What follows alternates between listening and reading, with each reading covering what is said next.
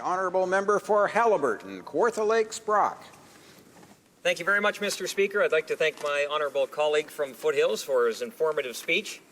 Let me begin by congratulating you, Mr. Speaker, on your election for Simcoe North, my next-door neighbour, and also to your position as Deputy Speaker. I look forward to working with you. I'd also like to thank my constituents from Haliburton, Kawartha Lakes Brock for placing their trust in me to represent them here. Also, I'd like to thank my campaign manager, my campaign team, the volunteers that came out day in and day out and knocked doors, put up signs, gave out literature, you name it. My provincial colleague Laurie Scott was there as well. And also special thanks to John and Brenda Hymas. Those are good friends of mine who were with me each and every day of this campaign, and that was something special to have. Many of you will know my predecessor, Barry DeVolen. I had the opportunity to work with Barry for the past 11 years, and I think I'd be remiss if I did not mention him. He was a mentor for me and a role model, and I also consider him a very good friend, and I'd like to thank him for his ongoing support and advice. I think for all of us here, it's a very humbling experience to speak in this chamber. This has been a dream job of mine for as long as I can remember, and I think for everyone here, it feels good to be here, and I'm honored to do so. I'm proud to report that just 2 weeks after the election, my constituency office was up and running. We were taking phone calls, helping constituents with everything from citizenship applications to Canada Pension to Canada Revenue Agency and, of course, passports and everything in between. So I want to thank my staff for working very hard and tirelessly for getting that office up as quick as possible and getting back to serving the constituents of Haliburton, Kawartha Lakes Brock. I should point out, this past week, I was able to hold first of, I hope, many passport clinics in this riding. I was able to meet hundreds of my constituents as they came out to not only talk about passports, but also the various issues that are affecting them. And Mr. Speaker, who are the people of Haliburton, Kawartha Lakes Brock? Well, the people there are as strong as my riding is beautiful. We put our hands to hard work, our voices to causes, and our hearts and minds to the challenges we face. We take care of our neighbors, we teach our children how to learn good things, grow crops, make good choices, and respect those who have done these things as a good deal and to continue to put themselves forward in their community. We are a polite group. We roll up our sleeves for the good of our towns, and we, of course, take our weekends seriously. We hear loons and frogs when we sleep, and if we are in favor of a louder scene, we're just a quick drive to Toronto. We are farmers, machinists, protectors, environmentalists, gardeners, artists, doctors, tradespeople, and store owners. We pitch in and we take pride in our old building, our stretches of natural land, and common sense. We have history, morals, and intention, and we know how to enjoy life. And Mr. Speaker, it is these exact people who are concerned about the direction this Liberal government is taking our great nation. How many more promises will be broken as we continue this mandate? I'm going to talk about some of the issues that I heard while back in my riding. Canada, under our previous Conservative government, was a major player in the fight against terror and across the world. And the Liberal speech from the throne promised, and I quote, "The government will strengthen its relationship with its allies, especially our closest friend and partner, the United States." Despite this, the Liberal government pledge to withdraw from the battle against ISIS has severely hurt our relations with our allies, specifically the United States. Only 6 months ago, then Foreign Affairs Minister Rob Nicholson hosted an international meeting in Quebec City to discuss the military and political aspects of the mission against ISIS. Today, we are not even welcome to have a seat at that table. Shame. This government also claims, I quote, "We will continue to work with its allies in the fight against terrorism." Now, how can they claim to be strengthening our relationships and working with our allies in this fight against terrorism when they have single-handedly isolated Canada from its allies and withdrawing our forces at the exact same time our allies are stepping up their efforts? Canada has gone from a nation that, in my opinion, punched above its weight each and every time to a nation that is willing to stand on a nation willing to stand on the sidelines while our allies fight against terrorism. The Liberals have proclaimed that Canada is back on the world stage. In reality, in my opinion, we are being forced to sit back while our allies battle to defend our shared values.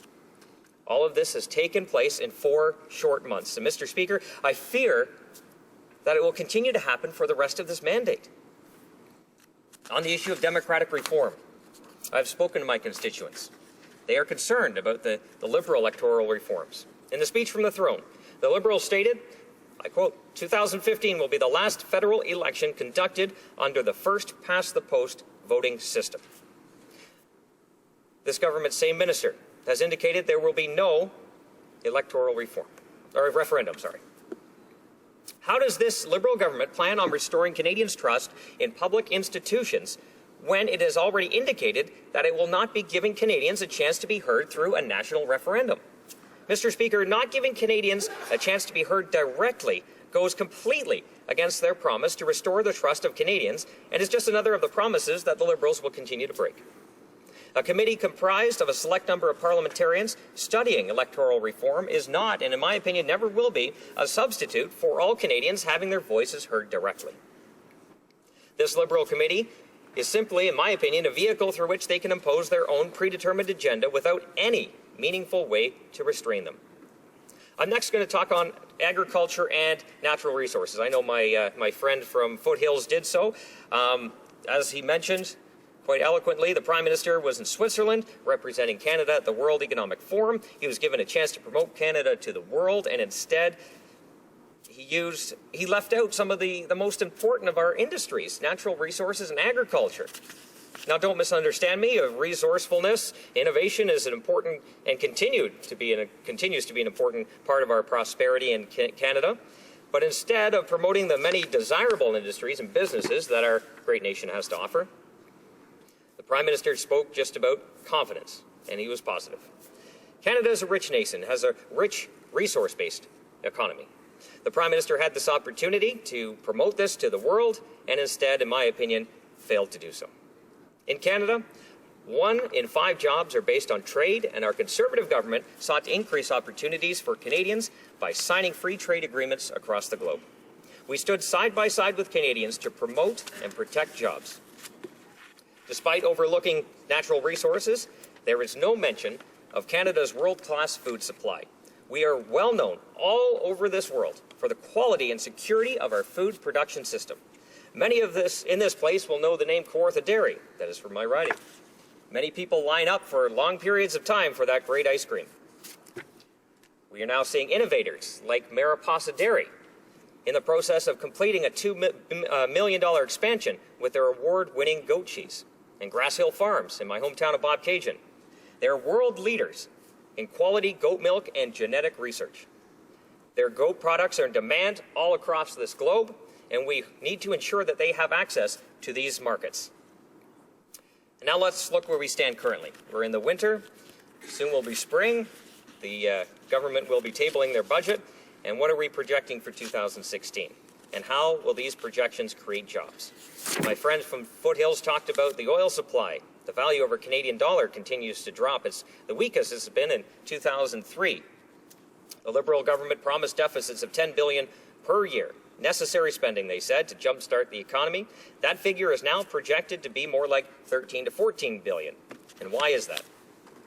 Well, in my opinion, the election campaign, the Liberals said the tax hike set to be imposed on the richest 1% would pay for the middle-class tax cut. But, as it turns out, after some big number crunching, that tax cut for the middle class is actually not going to be covered by those high-income earners. Instead, it's going to cost Ottawa $1.2 billion a year. It basically means that we're going to have increased taxes later, or spending cuts, maybe both. But that's future generations. My children, my grandchildren are going to have to pay for this. This ideology has been known to wreck economies of many countries. It's wrecked some of the economies of our provinces. And I see a big tax hike on the horizon, and I'm scared about that. Since 2008, with infrastructure spending, we've seen $200 million in Haliburton Kawartha Lakes be invested in my riding.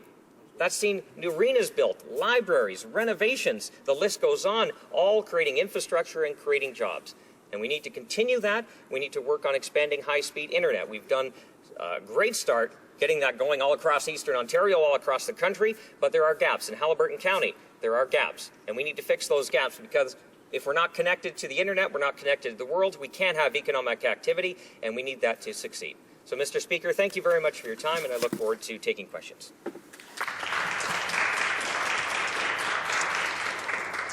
Just before we go to questions and comments, just a general reminder to all honourable members in the course of their speeches is to avoid using the given names or family names of other honourable members in the course of their discussions. Questions and comments. The honourable member for Hastings, Lennox and Addington. I'd like to congratulate our honourable member on his speech and on his re-election.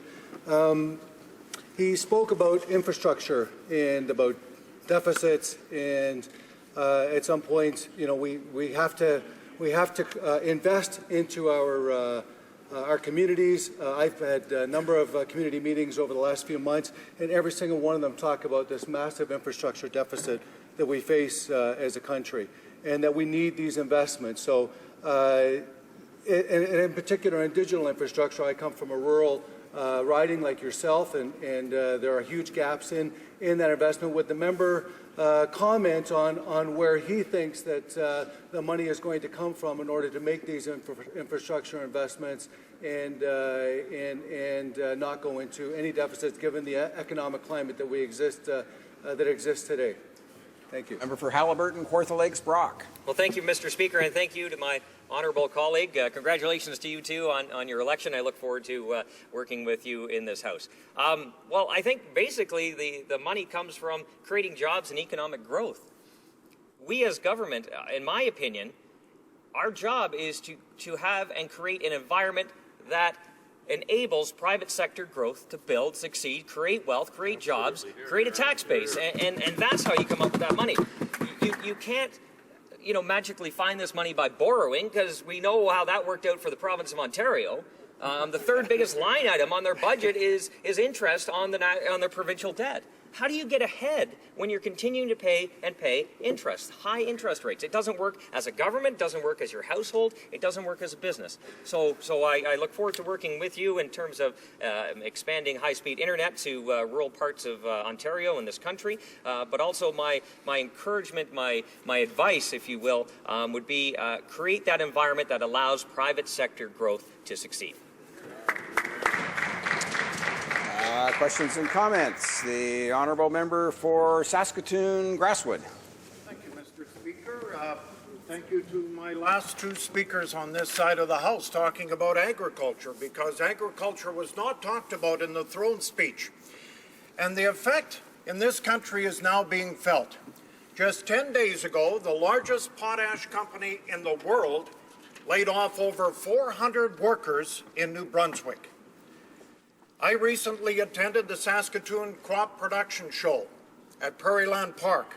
It was the biggest show in Saskatchewan, but I can tell you we're getting a lot of Americans coming up because of the dollar, but Canadian agriculture producers are very, very concerned.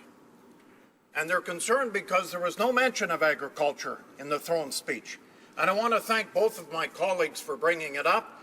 And agriculture in Alberta and Ontario, as we've seen on this side of the House, has been very important. So thank you to my colleagues for bringing up agriculture, and the Potash Corp Company of Saskatchewan in the last 10 days has sent the message that we all have not liked with the 400-plus layoffs in New Brunswick.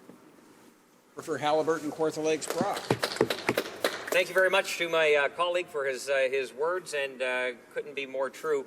In my riding, agriculture is a major part of the economy, and if that isn't able to flourish, I think we're in trouble. I think we're in trouble as agriculture as a whole if as a nation we're not able to feed ourselves. But you know, we continue to have the best food supply in the world, in my opinion. It's great quality, and you see the emerging nations, as they have more disposable income, they want our product. And I think that's a good thing. And I think that it allows younger people who want to get into starting their farm or taking over their family farm the opportunity to make some money and produce good quality food. So I encourage the government to continue to focus on agriculture. I encourage them to help the people of my riding have the markets, allow them to get their product out, and I think we can all succeed that way.